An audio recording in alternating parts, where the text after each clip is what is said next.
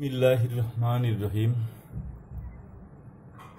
আজকে আমরা সময় চ্যাপ্টার অধ্যায় 12 সময় এটা শুরু করতেছি। শুরু করার আগে আমি তোমাদের বইয়ের বাইরের থেকে কিছু জিনিস, এগুলো সবই তোমাদের জানা আছে, মুখস্থই আছে, তারপরও আমি একটা লিস্ট তৈরি করেছি।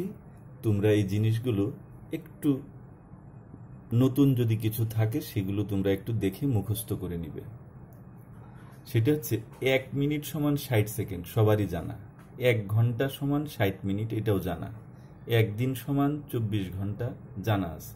1 সপ্তাহ সমান 7 দিন, 1 পক্ষ সমান 15 দিন, 1 মাস সমান 30 দিন, 1 বছর সমান 365 দিন, 1 বছর সমান 12 মাস, 1 বছর সমান 24 পক্ষ, 1 বছর সমান 52 সপ্তাহ, 1 অধিবর্ষ সমান 366 দিন, 10 বছর সমান 1 দশক, 12 বছর সমান 1 যুগ, 100 বছর সমান 1 শতাব্দী।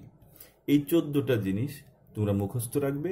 তারপর আমরা যখন এই চ্যাপ্টারের অঙ্ক শুরু করব তখন আরো কিছু নতুন আসলে সেগুলো আমরা শিখে নিব।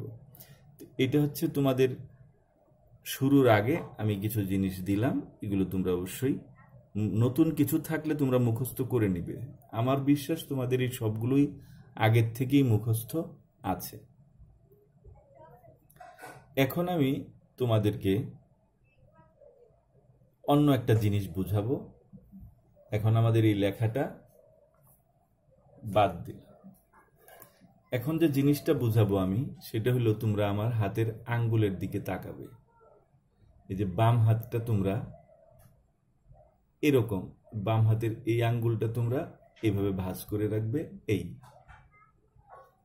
এই বাম হাতের আঙ্গুল, এই আঙ্গুল থেকে তোমরা শুরু করবে। ইংরেজি যে 12টা মাস আছে, January, February, March, April, May, June, July, August, September, October, November, December, এই যে ইংরেজি 12টা মাস, 12টা মাসের মধ্যে আমি জানুয়ারি ধরবো এইখানে। জানুয়ারি, February, March, April, May, June, July, আবার প্রথমে চলে আসবো August, September, October, November, December. এইভাবে আমরা মাসের নামগুলো বলবো। এটা অনেকে এইভাবেও করে, কিন্তু এইভাবে এখানে বোঝানো যাবে না বিধায় আমি এইভাবে করেছি। এইভাবে হচ্ছে এই যে জানুয়ারি, এই যে নিচু জায়গাটাতে হবে February, March, April, May, June, July, আবার এখানে চলে আসবো August, September, October, November, December. আর যদি এইভাবে বলি তাহলে এখানে January, February, March, April, May, June, July, August, September, October, November, December. এই যে আমি মাসের নামগুলো বললাম, ইংরেজি মাসের এই নামগুলো বলার কারণ হচ্ছে কোন মাসটা কত দিনে হয়, ইংরেজি কোন মাস কত দিনে হয় সেইটা বোঝানোর জন্য আমি এইভাবে বললাম। তো ইংরেজিতে 12টা মাসের মধ্যে আমি এখানে উপরে আঙ্গুলের মাথায় উপরে যে মাসের নামগুলো আমি বলেছি সেগুলো প্রত্যেকটা 31 দিন, আর যেগুলো নিচে পড়েছে, নিচে ফাঁকা জায়গায়, এই সবগুলো নিচের মাসগুলো হবে 30 দিন, কিন্তু শুধুমাত্র ফেব্রুয়ারি মাস ছাড়া। কারণ আমরা জানি ফেব্রুয়ারি মাস 28 দিনে হয়। ইংরেজি 12টা মাসের মধ্যে একমাত্র ফেব্রুয়ারি মাস আছে যেটা 30 দিনের কম, 28 দিনে হয়। কিন্তু অধিবর্ষ যখন হয় তখন ফেব্রুয়ারি মাসটা একদিন বেড়ে 29 দিনে হয়। সেটা আমরা অঙ্কের মধ্যে পরে আলোচনা করব। কিন্তু তোমরা শুধু একটা মনে রাখবে যে মাসগুলোর নাম উপরে আছে সেগুলো 31 দিন করে, আর ফেব্রুয়ারি ছাড়া বাকি মাসগুলোর মধ্যে যে মাসগুলোর নাম নিচে পড়েছে সেগুলো 30 দিন করে, প্রত্যেকটা 30 দিন করে। তাহলে ইংরেজি মাস 12টা মাসের মধ্যে কোনটা কত দিনে হয় সেটা কিন্তু আমরা শিখে ফেললাম। এইভাবে তোমরা বের করবা। এখন কেউ যদি আমাকে একজন বলে যে আগস্ট মাস কত দিনে হয়, তাহলে আমি মুখস্থ না থাকলে আমি কি করব, এইভাবে গুনবো। জানুয়ারি, February, March, April, May, June, July, August. August এইখানে আসছে সবার উপরে, এই আঙ্গুলের উপরে, এই জন্য এটা 31 দিনে হবে। আবার যদি আমাকে কেউ যদি জিজ্ঞেস করে জুন মাস কত দিনে হয়, আবার আমি দেখব জানুয়ারি, February, March, April, May, June. June মাস নিচে পড়েছে, এই জন্য এটা 30 দিনে হবে। অর্থাৎ উপরের গুলো 31 দিন, নিচের গুলো 30 দিন। তাহলে ইংরেজি মাসের হিসাব আমাদের বোঝা হয়ে গেল। 12টা মাসের মধ্যে কোন মাসটা কত দিনে হয় সেটা আমরা সহজেই বের করতে পারবো। আর বাংলা যে মাসগুলো আছে, বাংলা মাস কোনটা কত দিনে হয় সেটা আরো সহজ।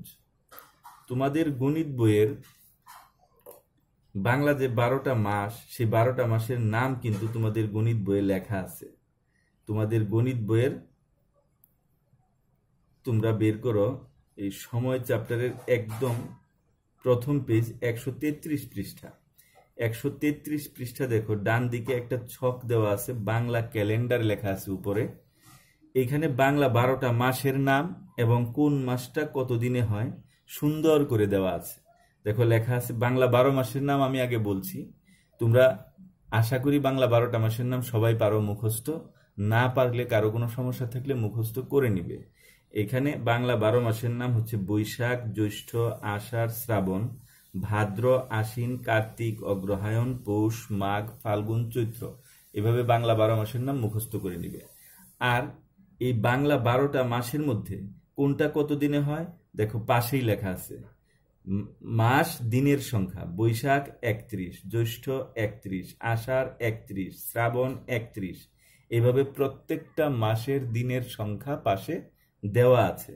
তাহলে এইখান থেকে আমরা এই যে ক্যালেন্ডারটা, এখান থেকে আমরা একটা জিনিস দেখতে পাচ্ছি, সেটা হচ্ছে বাংলা সনের যে 12টা মাস, এই 12টা মাসের মধ্যে যে 1, 2, 3, 4, 5, এই প্রথম 5টা মাস প্রত্যেকটা 31 দিন করে। প্রথম 5 মাস অর্থাৎ বৈশাখ থেকে ভাদ্র পর্যন্ত এই প্রত্যেকটা 31 দিন। আর পরবর্তী যে আরো বাকি থাকলো 7 মাস, আশ্বিন থেকে চৈত্র পর্যন্ত, এইগুলোর প্রত্যেকটাই হচ্ছে 30 দিন করে। একদম সহজ। তাহলে আমরা যদি বাংলা 12 মাসের নাম সুন্দর করে মুখস্থ করতে পারি, তাহলে আমরা বলে দিতে পারবো কোন মাস কত দিনে। যে কোনো মাসের নাম আমাকে জিজ্ঞেস করে যদি বলে যে অগ্রহায়ণ মাস কত দিনে, এখন আমি দেখব অগ্রহায়ণ মাস, আমার হাতের আঙ্গুলের দিকে তাকাও, জানুয়ারি, ফেব্রুয়ারি, মার্চ, এপ্রিল, বৈশাখ, জ্যৈষ্ঠ, আষাঢ়, শ্রাবণ, ভাদ্র, আশ্বিন, কার্তিক, অগ্রহায়ণ। অগ্রহায়ণ কিন্তু প্রথম 5 মাসে পড়ে নাই। প্রথম 5 মাসে না পড়ে সেটা শেষের 7 মাসের মধ্যে আসছে। শেষের 7 মাসে থাকলে সেটা 30 দিনে হবে। আবার যদি বলে যে আষাঢ় মাস কত দিনে হয়, তাহলে আমরা দেখব বৈশাখ, জ্যৈষ্ঠ, আষাঢ়, এটা প্রথম 5 মাসের মধ্যেই আছে, এই জন্য এটা 31 দিনে হবে। আশা করি তোমরা বাংলা মাসেরটাও ভালো করে বুঝতে পেরেছ। এখন তোমরা আমার খাতার দিকে তাকাবে। খাতায় এখানে আমি ভালো করে তোমাদের লিখেও দিয়েছি, বাংলা সনের 12 মাসের মধ্যে প্রথম 5 মাস প্রতিটি 31 দিন করে। সেটা হলো বৈশাখ থেকে ভাদ্র প্রথম 5 মাস, বৈশাখ, জ্যৈষ্ঠ, আষাঢ়, শ্রাবণ, ভাদ্র, এই প্রথম 5 মাস। আর পরবর্তী 7 মাস, প্রথম 5 মাস চলে গেল, তাহলে 12 মাসের মধ্যে 5 মাস গেলে আর থাকে 7 মাস। এই পরবর্তী 7 মাসের প্রতিটি 30 দিন করে। এটা আশ্বিন থেকে চৈত্র 7 মাস। এই যে আশ্বিন, কার্তিক, অগ্রহায়ণ, পৌষ, মাঘ, ফাল্গুন, চৈত্র, 7 মাস। তাহলে প্রথম 5 মাস প্রত্যেকটা 31 দিন করে, পরবর্তী 7 মাসের প্রতিটি 30 দিন করে, আশ্বিন থেকে চৈত্র। এখন আমরা চলে যাব একটা অঙ্ক, পৃষ্ঠা 134, 4 নাম্বার অঙ্কটা আমি একটু পড়ে শোনাচ্ছি, তোমরা মনোযোগ দিয়ে অঙ্কটা শোনো। তোমরা সবাই 134 পৃষ্ঠা বের করো। 134 পৃষ্ঠায় দেখো 4 নাম্বার, এখানে লেখা আছে তামিমের জন্মদিন 28শে মে। তামিমের জন্মদিনের 8 দিন পরে তাসলিমার জন্মদিন হলে তাসলিমার জন্মদিন কবে? ভালো করে বুঝতে হবে। তামিমের জন্মদিন হচ্ছে 28শে মে। 28শে মে, তার 28শে মের আরো 8 দিন পর হচ্ছে তাসলিমার জন্মদিন। তাহলে 28শে মে তার সাথে আরো 8 দিন বেশি, 28শে মের চেয়ে আরো 8 দিন পরে যেহেতু, তাহলে 28শে মের সাথে আরো 8 দিন যোগ হবে। তাহলে তাসলিমার জন্মদিনটা কবে সেটা বের করতে বলছে। তো প্রথমে আমরা দিন যোগ করি, 28 যোগ 8 দিন, অর্থাৎ 28শে মে তার আরো 8 দিন পর, এই জন্য আমরা 28 দিন আরো 8 দিন যোগ করে পেলাম 36 দিন। আর এখানে মে মাস সমান 31 দিন, এটা আমরা জানি, একটু আগে আমরা শিখলাম। এই যে জানুয়ারি, ফেব্রুয়ারি, মার্চ, এপ্রিল, মে মাস এই উপরে পড়ছে, এই জন্য মে মাস হইল 31 দিন। তাহলে মে মাস 31 দিন, আমাদের দিনে মোট দিন হচ্ছে 36 দিন। সুতরাং তাসলিমার জন্মদিন এই 36 থেকে মে মাসের 31 দিন বাদ যাবে।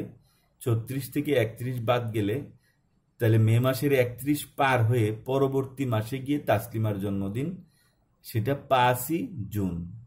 উত্তর 5ই জুন। আশা করি তোমরা এই অঙ্কটা বুঝতে পেরেছ। এখন আমরা শিখব অধিবর্ষ কি। আমরা জানি যে 365 দিনে 1 বছর হয়, কিন্তু পৃথিবীর সূর্যের চারদিকে একবার ঘুরতে সময় লাগে 365 দিন, 5 ঘন্টা 48 মিনিট 47 সেকেন্ড প্রায়। এই জন্য প্রতি 4 বছরে 1 দিন বেড়ে যায়। এই বেড়ে যাওয়া বছরকে অধিবর্ষ বা লিপিয়ার বলে। খ্রিস্টাব্দ 8 সাল থেকে অধিবর্ষ গণনা শুরু হয়। পরীক্ষায় এরকম প্রশ্ন আসে যে কত সাল থেকে অধিবর্ষ গণনা শুরু হয়, উত্তরটা হলো এইটা। 4 নম্বর, কোন সালের সংখ্যাটি যদি 4 দ্বারা বিভাজ্য হয় তাহলে ওই সালটি অধিবর্ষ। কোনো একটা সাল, যেমন মনে করো 1980 বা 1670, যে কোনো একটা সাল, এটার যে সংখ্যাটা 1670 বা 1980, এই সংখ্যাটা যদি 4 দ্বারা বিভাজ্য হয় তাহলে নিঃশেষে বিভাজ্য যদি হয়, তাহলেই এখানে নিঃশেষে কথাটা তোমরা লিখে নিবা, নিঃশেষে বিভাজ্য যদি হয় তাহলেই ওই সালটা অধিবর্ষ। আর যদি কোনো অবশিষ্ট থাকে, নিঃশেষে বিভাজ্য না হয়, তাহলে সেটা অধিবর্ষ নয়। কিন্তু যদি কোনো ইংরেজি সালের সংখ্যার একক ও দশক উভয় ঘরে শূন্য থাকে, তাহলে উক্ত সংখ্যাটি 400 দ্বারা বিভাজ্য হলে সেটি অধিবর্ষ হবে। অর্থাৎ যখন সাধারণ একটা সাল যেটার একক এবং দশক 2 ঘরেই শূন্য থাকবে না, সেটাকে আমরা 4 দিয়ে ভাগ করব। কিন্তু একক এবং দশক দুইটাতেই যদি শূন্য থাকে, তাহলে সেটাকে 4 দিয়ে ভাগ করে যাচাই করা যাবে না, তখন সেটাকে 400 দিয়ে ভাগ করে যাচাই করতে হবে। এই ধরনের অঙ্ক আমরা পরে আবার করব তখন তোমরা ভালো করে বুঝতে পারবে। অর্থাৎ যেমন আমি উদাহরণস্বরূপ বলতে পারি 1700, 1800, 1900, 2000, 2100 ইত্যাদি সালগুলো যখন আসবে যে অধিবর্ষ কিনা, তখন সেটাকে 400 দিয়ে ভাগ করে যাচাই করতে হবে সেটা অধিবর্ষ কিনা। পরবর্তী ক্লাসে আমি সেই ধরনের অঙ্ক করে তোমাদেরকে বুঝিয়ে দেব কখন 400 দিয়ে করা লাগবে, কখন 4 দিয়ে করা লাগবে অধিবর্ষ যাচাই করার জন্য। আজকের ক্লাস এই পর্যন্তই। সবাইকে ধন্যবাদ। খোদা হাফেজ।